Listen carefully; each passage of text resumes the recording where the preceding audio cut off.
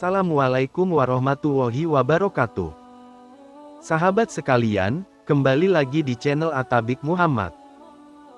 Kali ini, akan dikisahkan tentang kewalian Gus Dur dibongkar oleh Wali Paidi.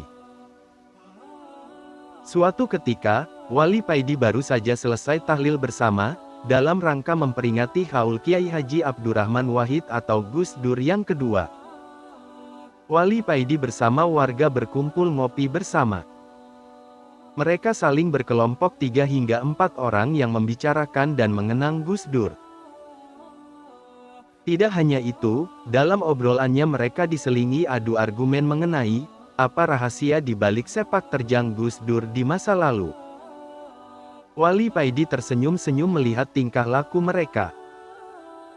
Wali Paidi sendiri duduk bersama 4 orang dengan 1 cangkir kopi besar, berada di tengah mereka berlima. Paijo, tetangga Wali Paidi mulai membuka pembicaraan dengan bertanya kepada Wali Paidi. "Kang, menurut sampeyan gimana Gus Dur selama jadi presiden yang cuma sebentar itu?" kata Paijo. "Sebelum kita membahas tentang itu semua, alangkah baiknya kita mengulas lagi sejarah sebelum Gus Dur jadi presiden," jawab Wali Paidi. "Wah sip iki Kang. Gimana ceritanya?" kata teman-teman yang lain. Namun sebelum lanjut, dukung channel ini dengan cara klik tombol like dan subscribe, serta aktifkan tanda loncengnya, agar sahabat tidak ketinggalan dengan video yang kami sajikan selanjutnya. Dulu ada seorang kiai di daerah Blitar, namanya Kiai Rohimi. Beliau ini ahli istihoroh. Banyak sekali kiai yang sowan kepada Kiai Rohimi ini, guna menanyakan apa makna isyarat yang diterima, dan Kiai Rohimi ini bisa menafsiri isyarat yang ditanyakan kepadanya, dan semuanya tidak pernah meleset. Bahkan hampir 100% mendekati kebenaran, papar Wali Paidi. Kehidupan sehari-hari beliau adalah sebagai petani desa yang sangat sederhana. Tiap pagi beliau diantar cucunya pergi ke sawah dengan naik sepeda ontel. Biasanya para tamu yang mau sowan kepadanya, menunggunya di depan rumah, menunggu beliau pulang, dan di dalam rumah yang berdinding kayu jati itulah Kiai Rohimi menerima tamunya, kata Wali Paidi. Di dalam rumah Kiai Rohimi ada sebuah kamar khusus yang disediakan untuk Gus Dur kalau berkunjung ke situ dan menginap, lanjut Wali Paidi. Gus Dur sebelum jadi presiden, telah banyak menerima isyarat dan menanyakan kepada Kiai Rohimi tentang apa makna isyarat yang dia terimanya, ungkap Wali Paidi. "Kang, Kiai Rohimi ini tingkatannya lebih tinggi daripada Gus Dur. Sampai Gus Dur sendiri minta tolong untuk menafsiri isyarat yang beliau terima," ucap Paijo kepada Wali Paidi. "Tidak mesti begitu, kamu tahu, Pak Ridwan tetangga kita yang jadi dosen di salah satu universitas terkenal itu?" tanya Wali Paidi. "Iya, saya tahu Kang," jawab Paijo. "Ketika ban mobilnya bocor, apa Pak Ridwan menambal ban mobilnya sendiri?" tanya Wali Paidi. "Tidak. Kan Pak Ridwan jelas nggak bisa tambal ban, yang bisa menambal ban itu si tukang tambal ban," jawab Paijo. "Dengan demikian itu, apa tingkatan tukang tambal ban itu lebih tinggi daripada tingkat Pak Ridwan yang dosen itu?" tanya Wali Paidi sekali lagi. "Ya tentu tidaklah Kang," jawab Paijo yang mulai mengerti. Begitulah apa yang terjadi di antara Gus Dur dan Kiai Rohimi ini, tidak bisa jadi acuan siapa lebih tinggi tingkatannya, jelas Wali Paidi. Wali Paidi kemudian menyedot rokoknya dan menyeruput kopi sedikit, lalu melanjutkan ceritanya. "Sampean akan jadi orang nomor 1 di Indonesia, tapi hanya sebentar," ucap Kiai Rohimi kepada Gus Dur yang menafsiri isyarat yang diterima oleh Gus Dur. "Berapa lama Kiai?" tanya Gus Dur. "Tidak sampai 3 tahun, jawab Kiai Rohimi. "Tugas yang sangat berat," ucap Gus Dur tanpa memperdulikan lama jabatannya. "Iya, ini memang tugas yang sangat berat Gus," dan sampean akan diturunkan oleh rakyat sampean sendiri, kata Kiai Rohimi. Kalau ini memang tugas, biarpun sebentar tidak apa-apa, yang penting bermanfaat, ucap Gus Dur. Gus Dur menerima dengan lapang dada isyarat yang diterimanya dari Kiai Rohimi. Gus Dur tidak peduli walaupun dalam kepemimpinannya kelak Gus Dur direcoki dan akhirnya diturunkan dengan tidak terhormat. Gus Dur berprinsip, biarlah orang memusuhinya asal Allah menyayanginya, biarlah orang menghinanya asal Allah ridho kepadanya.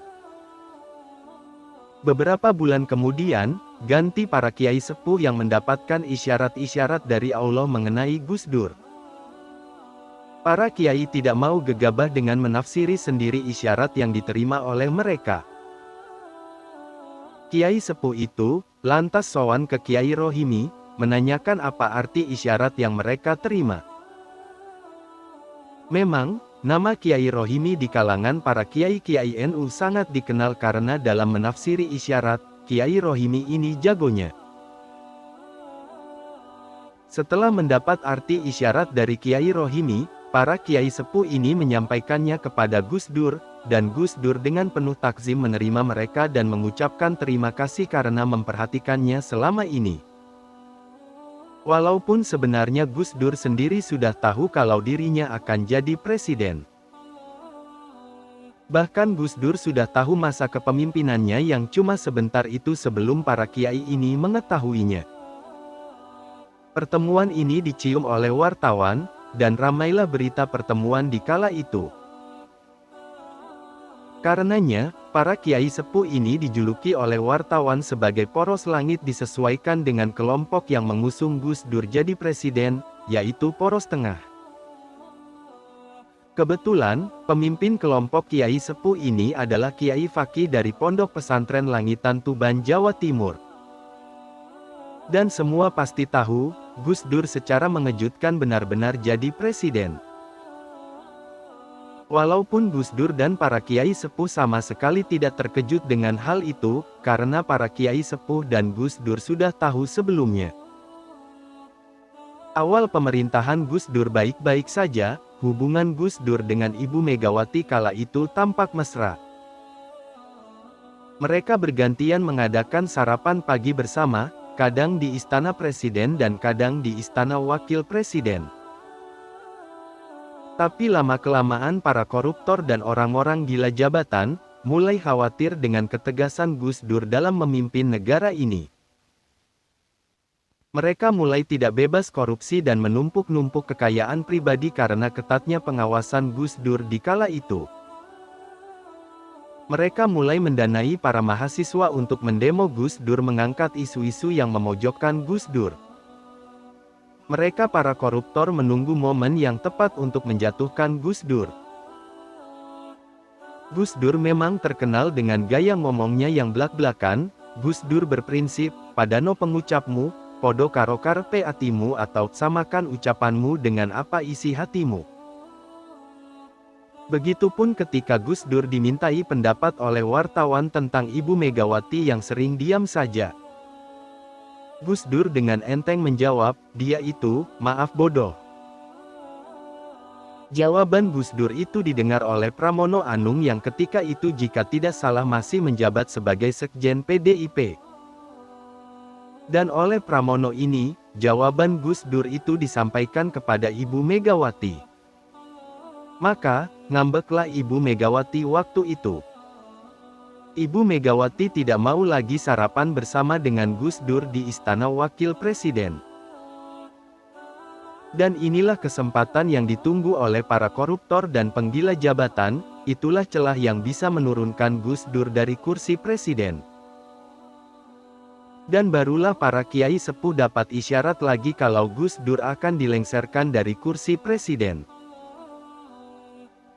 Para kiai sepuh atau kiai poros langit ini, sowan lagi kepada Kiai Rohimi untuk minta pendapat dan minta solusi bagaimana baiknya supaya Gus Dur masih bisa jadi presiden.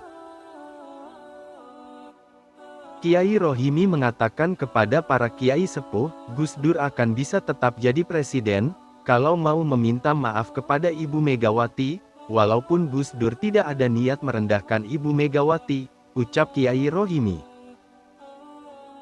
Biarpun Kiai Rohimi sudah tahu kalau jabatan Gus Dur hanya sebentar, tapi Kiai Rohimi tetap memberi peluang kepada Kiai Sepuh.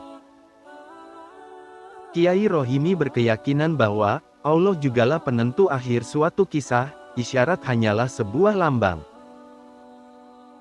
Para kiai kembali menemui Gus Dur dan menyampaikan apa yang diperoleh dalam istihorohnya dan juga menyampaikan pesan Kiai Rohimi tadi.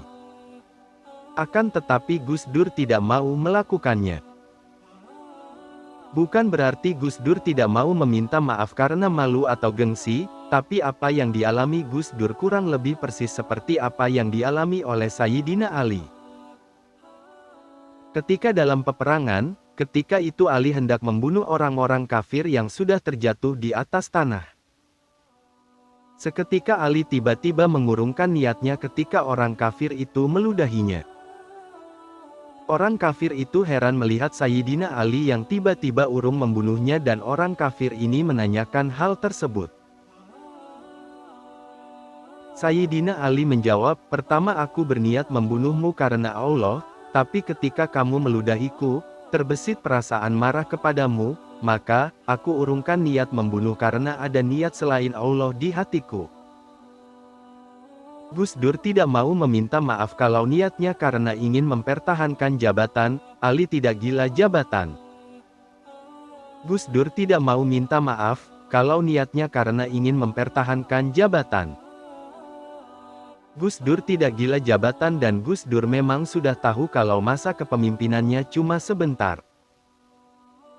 Masyarakat tahu, bahwa akhirnya Gus Dur berhasil diturunkan dari kursi kepresidenan karena kasus yang dibuat-buat. Paijo dan kawan-kawan terdiam mendengar cerita Wali Paidi ini, mereka merasa baru mendengar cerita Gus Dur dengan Kiai Rohimi.